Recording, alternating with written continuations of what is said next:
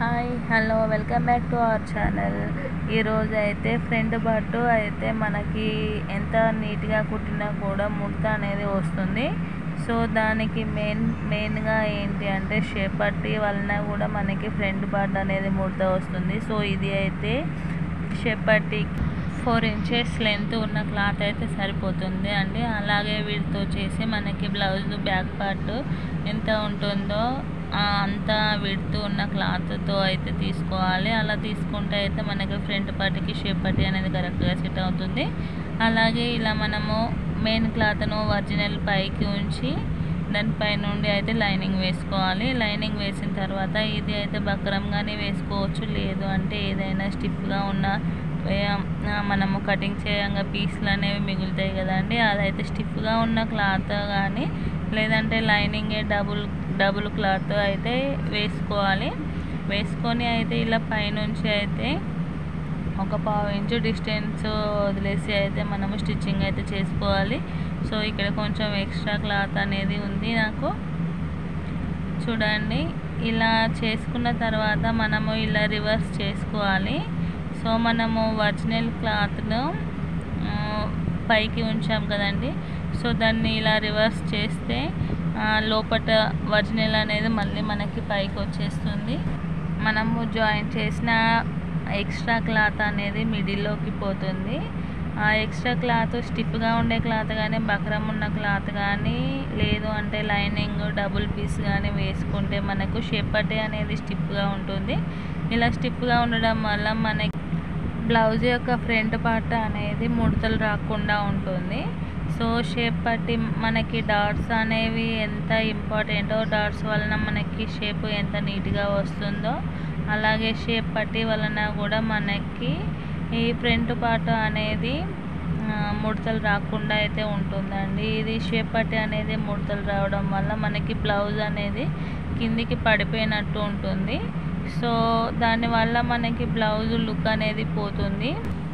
కాబట్టి మనము డాట్స్ ఎంత మెజర్మెంట్స్తో అయితే మనము స్టిచ్చింగ్ చేసుకుంటామో అంతే జాగ్రత్తగా షేప్ పట్టి అనేది కూడా నీట్గా అయితే చేసుకోవాలండి. చూడండి, ఇలా మనము లైనింగ్ను మెయిన్ క్లాత్ను అలాగే ఎక్స్ట్రా వేరే స్టిఫ్గా ఉండే క్లాత్ను అయితే వేసి అయితే ఇలా జాయింటింగ్ చేశాను కదా, పైనుండి కూడా ఒక కుట్టు అయితే వేసుకోవాలి. చూడండి, ఇక్కడ నేను 2 రైట్ అండ్ లెఫ్ట్ 2 అయితే జాయింటింగ్ అయితే చేశాను కదా. ఇక్కడ ఉక్స్ పట్టి సైడ్కి అయితే చూడండి, 1 సైడ్ అయితే ఇక్కడ 3 ఇంచెస్ తీసుకుంటున్నాను. 3 ఇంచెస్ దగ్గర మార్కింగ్ చేశాను. అలాగే ఇంకో చివరన 2.5 వరకు అయితే మార్కింగ్ చేశాను.